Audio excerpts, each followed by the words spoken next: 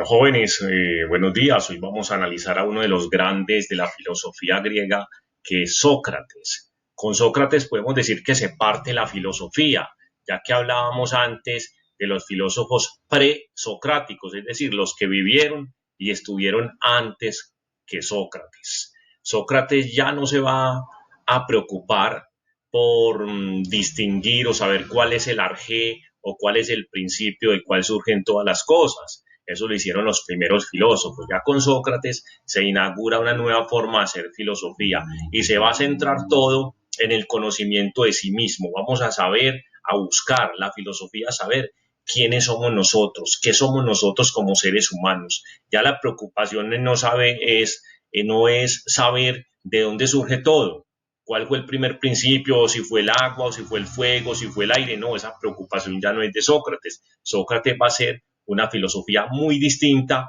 muy diferente a la que se venía haciendo, que es la filosofía de la moral, del ser, una ética realmente. Vamos a ver una presentación entonces de la filosofía de Sócrates, y aquí vamos a comprender un poquito más acerca de su vida y su obra.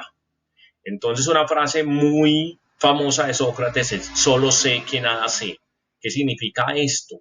Que yo primero tengo que aceptar mi ignorancia, dudar de todo para poder llegar a tener un conocimiento verdadero.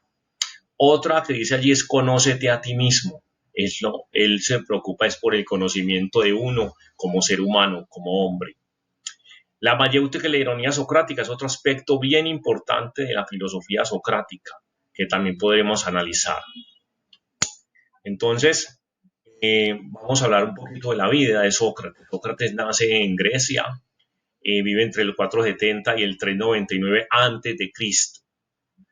Es uno de los tres grandes filósofos de Grecia, junto con Platón, de quien fue su maestro.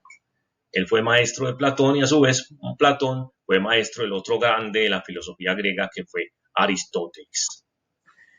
Moral socrática, un aspecto importante en la vida de Sócrates. Su pensamiento filosófico se centra en la virtud, entendida como conocimiento, como saber, actuar bien. De ahí que para él la maldad será sinónimo de ignorancia y la virtud sinónimo de sabiduría. Muy importante esto. Para él, la gente que actuaba por maldad era simplemente gente ignorante. Al ser ignorante, pues lógicamente no tenían virtud, no podrían actuar bien. Entonces él relaciona la maldad con la ignorancia. Se obra mal por ignorancia.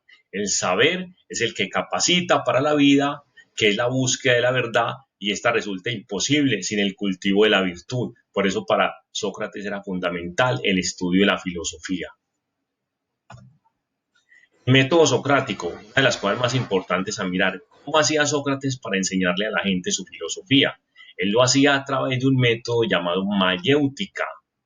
O sea, mayéutica en griego es algo así como hacer parir, nacer, dar a luz. Entonces, para él, cada hombre estaba lleno de verdad por sí mismo. La verdad está dentro de cada uno de nosotros. Él lo que hacía era, a través de palabras, a través del diálogo, a través de estar interrogando a alguien, que sacara esa verdad que está dentro de él, que muchas veces él ni siquiera sabía que era conocedor de esa verdad. Entonces, ese método que utiliza Sócrates se le llama mayéutica, el método mayéutico, que vamos a estudiar en una clase más adelante. Vamos a profundizar en ese método, cómo es que lo desarrolla Sócrates. Si la mayéutica se integra necesariamente a la ironía socrática, Sócrates es muy irónico, porque Sócrates siempre al principio le da a su interlocutor, a la persona con quien está hablando, le da la razón, pero en el fondo después lo destroza con los argumentos que él utiliza y lo hace contradecir. Los elementos básicos del diálogo socrático son la pregunta, la respuesta, el debate y la conclusión. Sócrates siempre genera un debate para que a lo último la persona con la que está hablando acepte al final que está equivocado y acepte lo que Sócrates le está sugiriendo. Entre estos elementos está la idea inicial, que puede ser errática o ignorada, y la idea final, que es a la cual se llega por medio del discernimiento intelectual. Entonces, lo que quiere Sócrates, que cada uno de nosotros llegue a la verdad. El conocimiento socrático. Mire nuevamente la frase ahí: solo sé que no sé nada, o algunos la traducen, solo sé que nada sé. Entonces, es aceptar que yo conozco o yo sé en la medida que acepto mi propia ignorancia y puedo llegar a conocer cosas nuevas. Si yo de una vez digo que lo sé todo, que soy conocedor de la verdad, con seguridad no, estoy bien equivocado. Sócrates se burlaba de los sabios que pretendían saberlo todo y estimaba como señal de verdadera sabiduría llegar a comprender que nada se sabía. De ahí su célebre frase, solo sé que nada sé. Significa que únicamente llegamos al verdadero conocimiento del universal si ponemos en duda lo que creemos conocer. O sea, no podemos dar como cierto o como verdad todo. Hay que dudar primero un poco. Muerte de Sócrates. Sócrates muere a los 70 años. ¿Qué pasó con Sócrates? Sócrates es condenado a muerte. Él durante su vida acumula muchos enemigos. Al final, a él se le obliga, la pena de muerte era beber un veneno llamado cicuta. Él debía tomar ese veneno. Él fue acusado de corromper a la juventud y de introducir ideas nuevas de dioses distintas a la religión que practicaban en Grecia.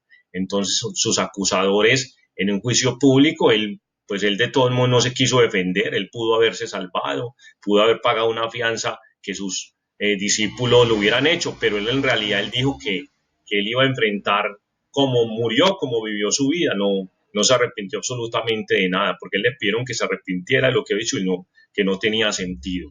Entonces, Sócrates fue un hombre muy coherente con sus ideas. Entonces, hasta aquí, miramos esta presentación entonces de Sócrates, que es un hombre, pues, que les decía, pues, muy interesante, su vida, todo su conocimiento que nos dejó, todo su legado y las enseñanzas que él le dejó a sus discípulos. Como decía al principio, Sócrates nunca quiso escribir ningún libro. Para él no era importante la palabra escrita, era más importante el diálogo, la palabra hablada, la palabra viva. Entonces, lo que conocemos de Sócrates lo conocemos a través de los diálogos de su discípulo Platón. Platón sí escribió muchos libros en los cuales se menciona a Sócrates y por eso es que nosotros sabemos cuál es la filosofía y la forma de pensar de Sócrates. Entonces, espero que hayan colocado mucha atención para poder continuar también con un video y complementar un poco más el conocimiento y profundidad sobre este interesante filósofo.